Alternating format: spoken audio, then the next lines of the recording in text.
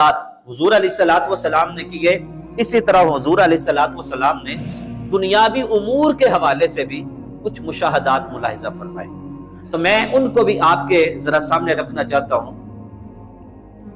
حضور علیہ الصلوۃ والسلام نے ایک بات ارشاد فرمایا کانت بنو اسرائیل تسوسهم الانبیاء کلما ہلک نبی خلفہ نبی وَإِنَّهُ لَا نَبِيَّ بَعْدِي وَسَيَكُونُ خُلَفَاءُ فَيَكْثُرُونَ۔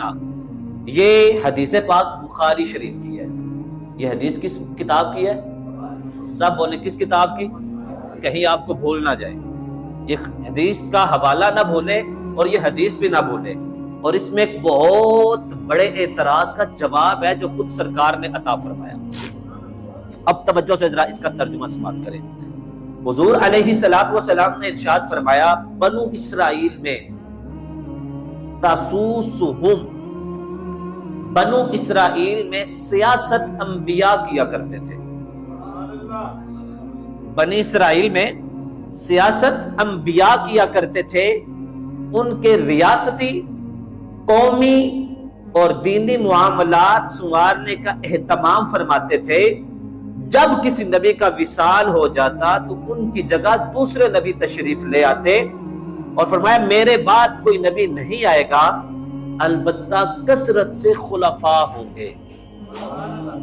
میرے بعد کوئی نبی تو نہیں آئے گا، لیکن کثرت سے کون آئیں گے؟ خلفاء آئیں گے۔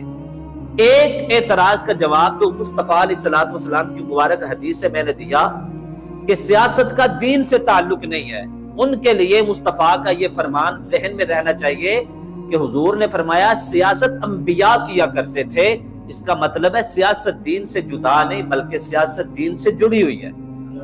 بڑی خاص بات، میں ایک فرد واحد ہوں، آپ ایک فرد واحد ہیں، کیا میری زندگی اور آپ کی زندگی دین سے جدا ہے؟ کیا میرا کوئی بھی معاملہ دین سے ہٹ کر ہے؟ جب میں ایک فرد واحد ہونے کی حیثیت سے میرا کوئی بھی معاملہ دین سے جدا نہیں ہے، تو پھر ہماری جو اجتماعیت ہے وہ دین سے جدا کیسے ہو سکتی ہے؟ آپ دیکھیں ہمارا کاروبار دین کے ساتھ جڑا ہوا ہے، ہماری ملازمت دین کے معاملات کے ساتھ جڑی ہوئی ہے، ایک ٹیچر دین کے ساتھ جڑا ہوا ہے، ایک شاگرد دین کے ساتھ جڑا ہوا ہے، ایک شوہر، ایک بیوی، ایک بچہ، ایک بہن، ہمارے رشتہ دار، یہ جتنے معاملات ہیں، قضاء و قدر کے جو فیصلے ہیں، انصاف، یہ سب کے سب دین کے ساتھ جڑے ہوئے ہیں، اور ان سب کو اچھے انداز میں ادا کرنا ہی سیاست ہوتی ہے۔ تو جس طرح میں فرد واحد ہونے کی حیثیت سے دین سے جدا نہیں ہوں، تو اسی طرح میرے اجتماعی جو معاملات ہیں وہ بھی دین سے جدا نہیں ہیں۔ آئیے، لفظ سیاست کے کئی معنی ہیں کہ جب ملکی معاملات میں یہ لفظ بولا جائے تو اس کا مفہوم ہوتا ہے قومی اور اجتماعی امور کا یوں انتظام کرنا کہ معاملات سنور جائیں۔ یہ سیاست کا ملکی معاملات میں جب بولا جائے گا، ملکی امور میں، تو اس کا معنی کیا ہوگا؟ قومی و اجتماعی امور کا یوں انتظام کرنا کہ معاملات سنور جائے اور فساد ختم ہو جائے، اور فساد کیا ہو جائے؟ ختم ہو جائے۔ تو اس اعتبار سے جو شخص قومی معاملات کو سنوارنے اور اجتماعی سطح پر فساد کا خاتمہ کرے اسے سیاست دان کہتے ہیں۔ فساد کو کیا کرے؟ ختم کرے، اور قومی معاملات کو کیا کرے؟ بہتر کرے، اسے سیاست دان کہتے ہیں۔ تو اس معنی میں سیاست انبیاء کرام علیہ السلام کا شعار اور خلفائے راشدین کی سنت ہے، بات سمجھے؟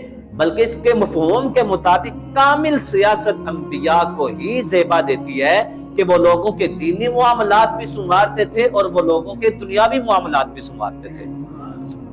آئیے کچھ اور احادیث میں آپ کے سامنے پیش کرتا ہوں۔ حضور سید عالم صلی اللہ تعالی علیہ وآلہ وسلم نے آپ کے پیارے صحابی حضرت سیدنا معاذ بن جبل اور سیدنا ابو عبیدہ بن جراح رضی اللہ تعالی عنہما سے روایت ہے۔ حضور علیہ الصلوۃ والسلام نے ارشاد فرمایا ان ھذا الامر بدأ رحمہ ونبوہ ثم یکون رحمہ وخلافہ ثم کائنا ملکا عدودا ثم کائنا عطوا وجبریتا وفسادا فی الارض یستحلون الحریر والفروج والخمور یرزقون ذلك وینصرون حتی یلقوا اللہ عز وجل. اب اس حدیث کا پورا ترجمہ سماعت کریں. حضور علیہ الصلوۃ والسلام نے ارشاد فرمایا اللہ تعالیٰ نے اس دین کا آغاز نبوت سے فرمایا. اس دین کا آغاز کس سے فرمایا؟ نبوت سے. فرمایا یہ نبوت جو ہے یہ رحمت ہی رحمت ہے. یہ نبوت کیا ہے؟ سب بولے نبوت کیا ہے؟ رحمت ہی رحمت ہے. آپ کو سمجھ آ رہی بات؟ وہ بھائی جس طرح نماز کے مسائل سکھانا میری ذمہ داری ہے تو یہ بھی میری ذمہ داری ہے. توجہ سے. پھر دین کا معاملہ فرمایا 30 سال تک خلافت وہ بھی رحمت ہی ہے. 30 سال تک خلافت کیسے تھی؟ حضور علیہ الصلوۃ والسلام کے جانے کے بعد 2.5 سال حضرت ابوبکر صدیق نے خلافت فرمائی. پھر حضرت ابوبکر صدیق کے بعد 10 سال جناب عمر فاروق اعظم نے خلافت فرمائی. پھر 12 سال حضرت عثمان غنی ذو النورین نے خلافت فرمائی. پھر 4 سال اور کچھ ماہ حضرت مولا کائنات علی المرتضیٰ نے خلافت فرمائی. اور 6 ماہ بچتے تھے. سرکار نے کتنے سال فرمایا تھا؟ 30. 6 ماہ بچتے تھے. وہ 30 سالوں میں سے جو 6 ماہ بچتے تھے وہ حضور علیہ الصلوۃ والسلام کے بڑے نواسے حضرت امام حسن مجتبیٰ نے خلافت سنبھالی. تو سرکار کا فرمانا کہ میرے بعد 30 سال خلافت ہوگی، ایک تو اس طرح سے یہ پوری ہوئی. پھر حضور علیہ الصلوۃ والسلام نے ارشاد فرمایا ان کی خلافت بھی رحمت مصطفی کی جھلک نظر آئے گی. فرمایا پھر یہ زیادہ تر بادشاہت کاٹ کھانے والی ہوگی. پھر ظلم، سرکشی اور زمین میں فساد ہوگا. حکمران خود بھی نااہل ظالم ہوں گے اور ایسوں کو ہی سرکاری عہدے پر بٹھائیں گے. تو بھائی میں نہیں کہہ رہا، یہ میرے سرکار کا فرمان ہے. فرمایا جب خلفاء چلے جائیں گے اس کے بعد پھر کیا ہوگا؟ فرمایا نااہل اور ظالم لوگ تمہارے حکمران بنیں گے اور یہی ظالم اور نااہل لوگوں کو ہی تمہارے اوپر مسلط کریں گے. اور پھر فرمایا وہ ریشم، بدکاری اور شراب کو حلال سمجھیں گے، انہیں بے دریغ استعمال کریں گے. اس کے باوجود حکمت الہیہ کے تحت انہیں رزق بھی ملے گا اور مدد بھی، حتیٰ کہ وہ اللہ سے مل جائے. ظالم بھی ہوں گے، نااہل بھی ہوں گے. یہ کس نے فرمایا؟ حضور علیہ الصلوۃ والسلام نے ارشاد فرمایا. آئیے حضور علیہ الصلوۃ والسلام نے اس کے متعلق کیا فرمایا؟ موجودہ دور کے حوالے سے شب معراج آپ نے یہ چیز دیکھی. یہ دلائل النبوہ للبہقی کی روایت ہے اور مسند البزار کی روایت ہے. ذرا توجہ سے سنیے گا اور آپ کی عقل دنگ رہ جائے گی کہ معراج کی رات حضور علیہ الصلوۃ والسلام نے کیا دیکھا اور آج وہ ہو بہو ہمارے سامنے ہوتا نظر آ رہا ہے. حضور علیہ الصلوۃ والسلام فرماتے ہیں کہ اس رات میں نے کیا دیکھا کہ ایک بندہ لکڑیوں کا بہت بڑا گٹھا اٹھانا چاہتا ہے لیکن وہ گٹھا اس سے اٹھایا نہیں جا رہا. پہلا اٹھایا نہیں جا رہا اور اس پر اور ڈالتا جاتا ہے. توجہ، لکڑیوں کا گٹھا ہے، اٹھانا چاہتا ہے، اٹھا نہیں پاتا. وہ کیا کرتا ہے؟ اس میں اور لکڑیاں ڈالتا ہے اور ڈالتا ہے. تو میں نے جبرائیل امین سے پوچھا جبرائیل یہ کون شخص ہے جس سے پہلا بوجھ تو اٹھایا نہیں جا رہا اور بوجھ کی خواہش رکھتا ہے؟ تو سنیں حضرت جبرائیل امین نے کیا فرمایا. حضرت جبرائیل امین نے عرض کی ھذا رجل من امتک، یا رسول اللہ یہ آپ کی امت کا شخص ہے. علیہ امانت لا یستطیع اداءها وہو یزید علیہا، اس کے پاس امانتیں ہیں جو اس نے ادا کرنی ہیں، وہ صحیح سے ادا نہیں کر پاتا اور امانتوں کا بوجھ اپنے سر پہ ڈال لیتا ہے. پہلی ادا نہیں ہو رہی لیکن کیا کر رہا ہے اور اپنے کندھوں پر ڈال رہا ہے. تو محدثین نے اس کے آگے شرح فرمائی. انہوں نے فرمایا دیکھیں اگر ہم اس حدیث پاک سے غور و فکر کریں تو انہوں نے کہا ہوگا کیا عہدے دار اپنی ذمہ داریاں پوری نہیں کرتا مگر مزید عہدے کی ترقی چاہتا ہے۔ دیکھیں نا، ایک بندے کے پاس ایک ذمہ داری ہے۔ مثال کے طور پر میں اپنی مثال دے دیتا ہوں۔ میری ذمہ داری ہے کہ اس ممبر پر بیٹھ کر حق بیان کروں، میں نہیں کرتا، اور پھر میرا ذہن بنے کہ میں مفتی بھی بنوں، میں جناب فتویٰ بھی دوں۔ اسی طرح آپ کسی جگہ پر مینیجر ہیں، آپ کسی جگہ کے آفیسر ہیں، آپ کی ذمہ داری ہے، آپ وہ پوری نہیں کرتے، لیکن سوچ کیا اس سے بڑا عہدہ ملے، اس سے مزید آگے بڑھوں۔ پہلا پورا نہیں کیا، آگے بڑھنے کی خواہش۔ اسی طرح محدثین نے لکھا کہ تاجر اپنی حالیہ تجارت کو اسلامی احکام کے مطابق چلاتے نہیں، مگر کاروبار مزید بڑھانا چاہتے ہیں۔ لوگ اپنے رشتہ داروں اور پڑوسیوں کے حقوق پورے نہیں کرتے، مگر تعلقات کو وسیع تر کرنا چاہتے ہیں۔ سیاستدان اپنے پرانے کرتوتوں کے داغ تو دھو نہیں پاتے، مگر نئی حکومت کا لالچ پھر انہیں روز بروز بڑھتا چلا جاتا ہے۔ فرمایا یہ جتنی امانتیں تھیں ان کو ادا نہ کیا، اور قیامت کے دن اس پر یوں ہی بوجھ ڈالا جائے گا جسے اٹھا نہیں پائے گا، اور اللہ اسے اور بوجھ ڈالے گا جہنم کا اس کے اوپر۔ آئیے حضور علیہ الصلوۃ والسلام کی ایک اور حدیث مبارک سنیں۔ آقا کریم علیہ الصلوۃ والسلام ایک موقع پر خطبہ ارشاد فرما رہے تھے۔ اسی دوران ایک شخص نے حاضر ہو کر عرض کی، یا رسول اللہ قیامت کب آئے گی؟ یہ بھی بڑی خاص حدیث ہے، یہ بھی ہمیں جھنجھوڑنے کے لیے ہے۔ یا رسول اللہ قیامت کب آئے گی؟ حضور علیہ الصلوۃ والسلام نے اس کو جواب نہ دیا، بلکہ اپنی گفتگو جاری رکھی۔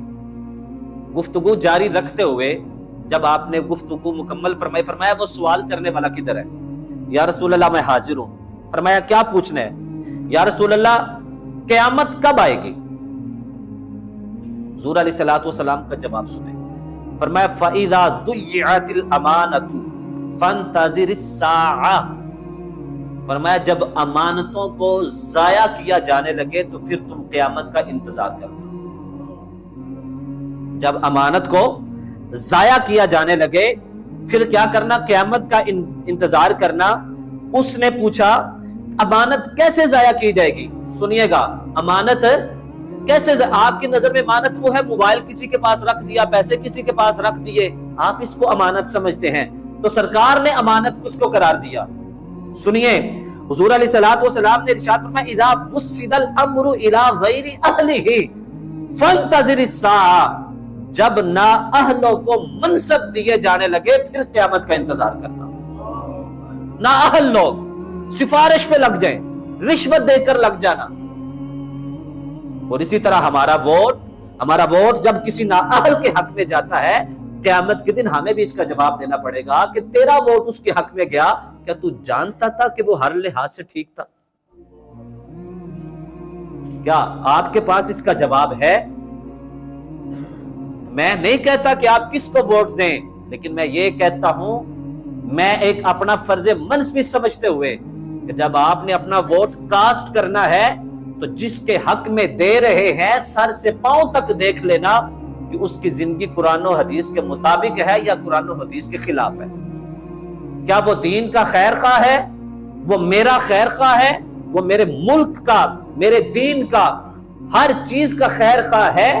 اگر آپ ان ساری چیزوں کو مد نظر رکھتے ہوئے ووٹ کاسٹ کریں گے تو اللہ تعالیٰ آپ کو بری ذمہ فرما دے گا، نہیں تو کل قیامت کے دن جہاں وہ ظالم کھڑا ہوگا وہیں اس کے پیچھے ہم بھی کھڑے ہوں گے۔ بات سمجھ آگے کہ نہیں آئی؟ جی، تو یہ 8 فروری کو جنرل الیکشن جو ہونے جا رہے ہیں، اس میں ہم ایک ایسے بندے کا چناؤ کرنے جا رہے ہیں جو ہمارے ملک کی باغ دوڑ سنبھالے گا۔ تو آپ نے ہر چیز کو مد نظر رکھ کر اپنا ووٹ کاسٹ کرنا ہے، کہیں ایسا نہ ہو کہ ہم بھی قیامت کی نشانیوں میں سے ایک نشانی بن جائیں۔ اور یہ صرف میں ووٹ کاسٹ کرنے تک کی بات نہیں کر رہا، نہیں، میرے سے لے کر آپ تک ہر بندہ اپنے اپنے عہدے کا ذمہ دار ہے۔ میں یہاں مسجد کا ذمہ دار ہوں، آپ اپنے دنیاوی معاملات کے ذمہ دار ہیں، آپ اپنے بچوں کے ذمہ دار ہیں، آپ اپنے گھر کے ذمہ دار ہیں۔ اگر آپ کہیں بھی اپنے عہدے کا غلط استعمال کرتے ہیں تو پھر اس پر بھی مصطفیٰ کا یہ فرمان یاد رکھیں۔ حضور علیہ الصلوۃ والسلام نے ارشاد فرمایا کلکم راع مسئول عن رعیتہ، تم میں سے ہر ایک نگہبان ہے، اور قیامت کے دن اس سے اس کی نگہبانی کے بارے میں سوال کیا جائے گا۔ تو یہ صرف 8 فروری کا دن تو گزر جائے گا، ایک دن ہے، لیکن یہ تربیت ہماری مکمل زندگی کے لیے۔ یہ پیغام آج سے لے کر جب تک میری اور آپ کی سانس چل رہی ہے تب تک کے لیے یہ فرمان مصطفیٰ آپ نے اپنے ذہن و ضمیر میں بٹھا کر رکھنا ہے کہ کبھی بھی یا اللہ ہم سے ایسا کام نہ لینا کہ ہم قیامت کی نشانیوں میں سے ایک نشانی بن جائے اور تیرے عذاب کے ہم مستحق بن جائیں۔ بات سمجھ آئی کہ نہیں آئی؟ جی بات سمجھا کرے۔ میرا کسی کے ساتھ کوئی تعلق نہیں ہے، کوئی لنک نہیں ہے، ہاں میرا آپ کے ساتھ بڑا گہرا تعلق ہے، اور میرا آپ کے ساتھ تعلق یہ ہے کہ میں آپ کا مبلغ و خطیب ہوں۔ تو اگر میں ہر موضوع کے مطابق صحیح حدیث، صحیح بات، حق بات نہیں پہنچاؤں گا تو ظاہر ہے قیامت کے دن جواب دے تو میں ہوں۔ آج سیاست کا معنی بتایا، سیاست کے امور بتائے، سیاست کس کو کرنی چاہیے یہ بھی بتا دیا، تو اب میرا فرض ادا ہوا، آپ کا فرض شروع ہوا۔ میں نے اپنا فرض ادا کیا، اب آپ نے اپنا فرض ادا کرنا ہے۔ ایک پاکستانی، ایک قومی اور ایک شہری اچھا ہونے کے ناطے اپنی اپنی ذمہ داریاں کو نبھائے۔ انشاءاللہ نہ صرف ملک ہمارا بہتر ہوگا، اسلام کا جھنڈا بھی اللہ تعالیٰ پوری دنیا پر قائم